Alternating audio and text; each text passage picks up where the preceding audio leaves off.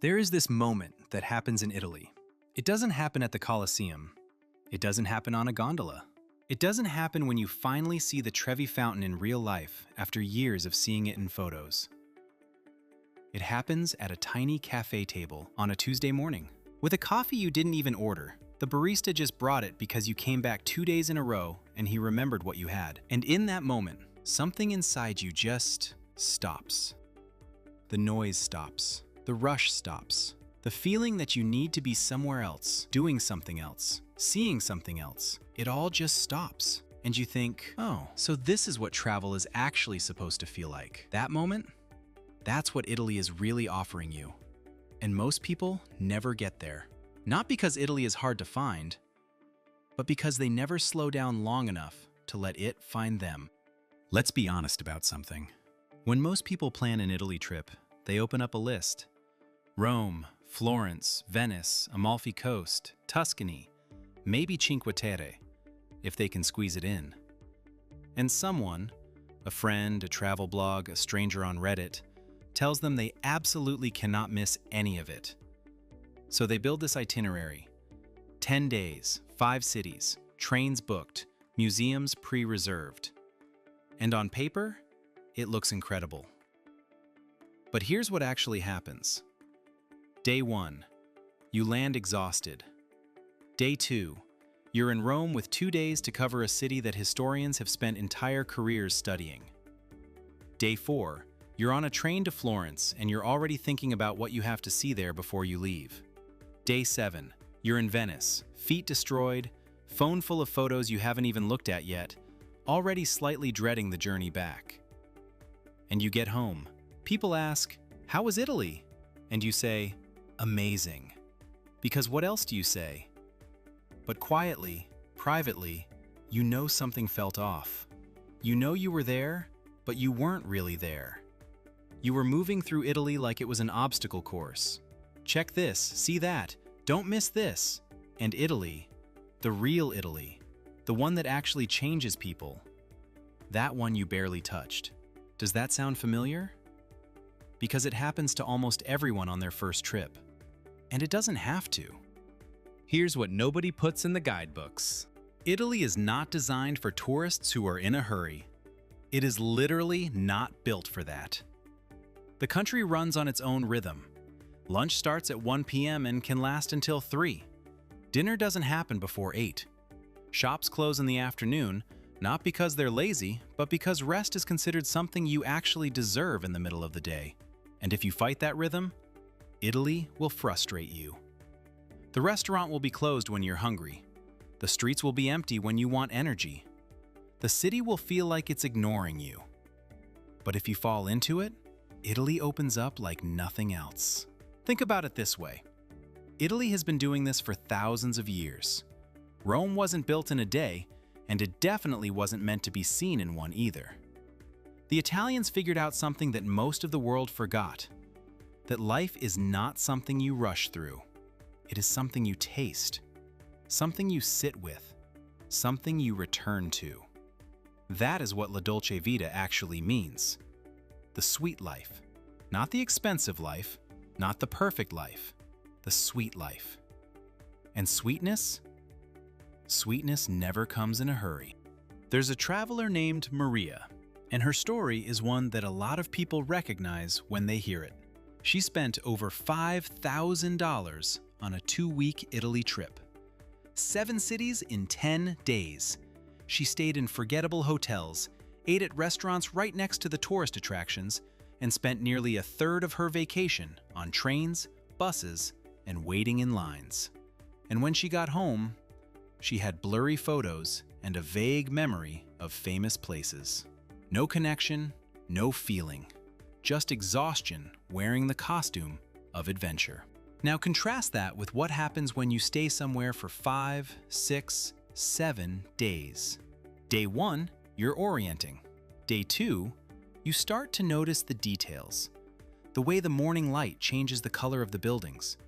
The smell of bread from the bakery that opens before anyone else. The old man who sits at the same bench every afternoon like it's his personal office. By day 3, the barista knows your order. By day 4, the woman at the fruit stall saves you the good peaches because you asked about them yesterday. By day 5, you're walking through streets without looking at your phone because you actually know where you're going now. And here's what that feels like.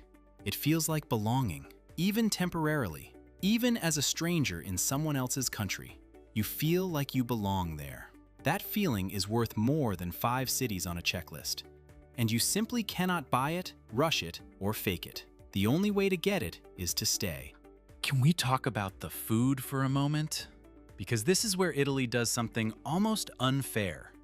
There are restaurants in Italy, real ones, the ones locals actually go to, that only open at 7:30 or 8 o'clock at night. No lunch, no early dinner, just dinner, when dinner is supposed to happen. And that detail alone tells you everything. These places are not trying to serve as many people as possible. They are trying to make sure every single person who sits down has a meal worth remembering.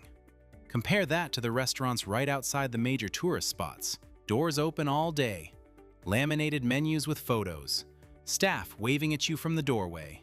And the food? Frozen pasta, served to people who don't know any better. The difference between those two experiences is not just food.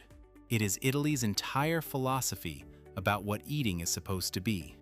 In Italy, a meal is not something you fit between activities. The meal is the activity. Italians eat slowly, talk through every course, and do not consider it rude to sit at a table for 2-3 hours.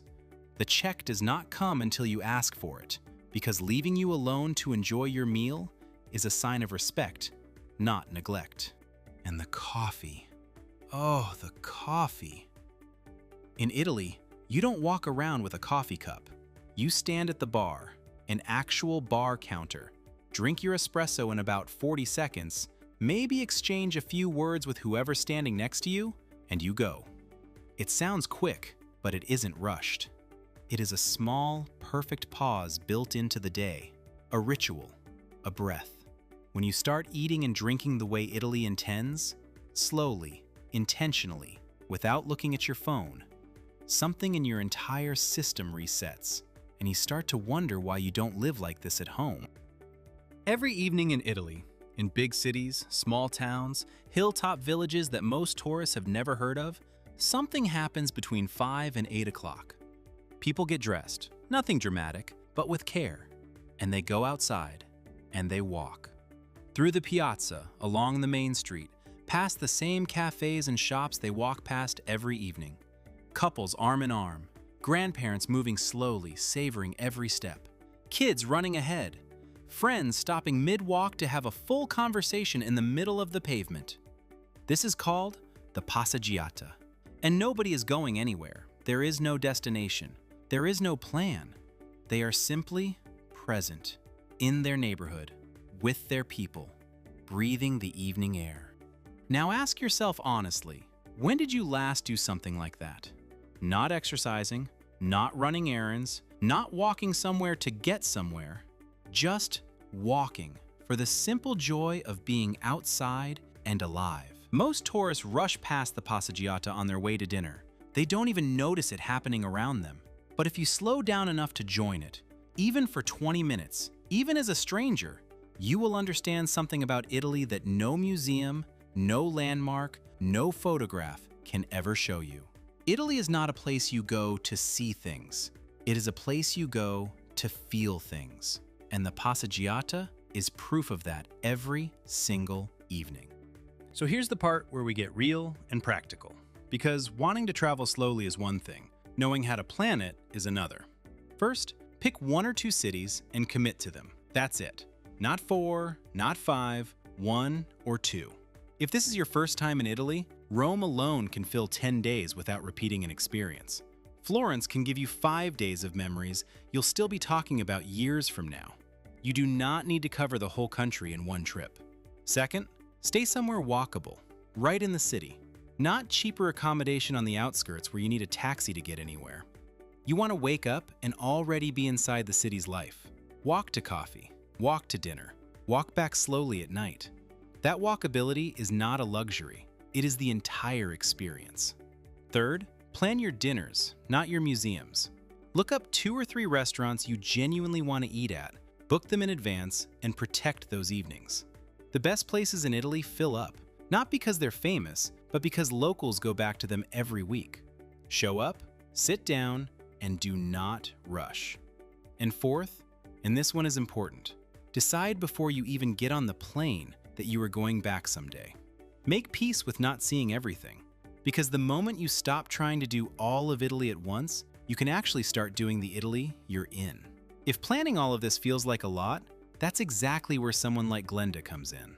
At Travel Happy, this is what she does. She builds Italy itineraries that are designed around your pace, your vibe, your idea of what travel should feel like. Not a rushed list, a real experience. You can find everything at the link in the description.